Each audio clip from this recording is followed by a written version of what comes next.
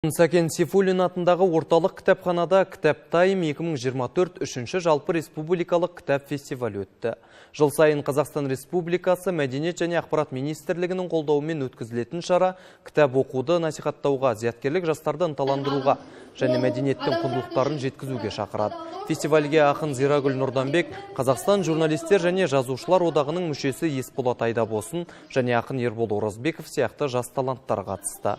Кітаптайым 2024 бұл кітаптар мен мәдени құндылықтарға деген сүйіспеншілік төңірегінде түрлі жастағы адамдарды біріктіретін шара дейді ұйымдастырушылар.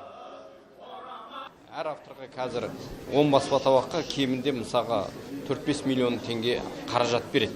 Бірақ сол кітаптың енді мемлекет өзі сатып алып, өзі сол қаражат құйып шығарған кітаптың оқылуына ақша құю керек деп ойлаймын.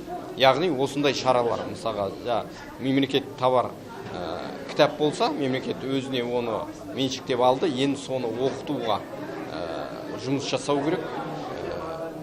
Осындай іс-шаралар көбею керек. Қазіргі таңда кітап қорымыз 2 миллионға жуық кітап қорымыз бар облыс бойынша. Ал өзіміздің облыстық Сәкен Сейфуллин атындағы кітапханамызда 202 мың кітап қорымыз бар. Және де оқырмандарымыз жыл сайын 13 мыңға жуық оқырманымыз бар. Бұл оқырманымыз әрине біз үшін, Талдықорған қаласы үшін аз деп ойлаймын. Сондықтан оқырманымыз көбейсе дейміз, осындай игі шараларымызды көбіне оқырмандардың бізге келіп кітап алып оқуына, білімін ұштастыруына бола ұйымдастырамыз.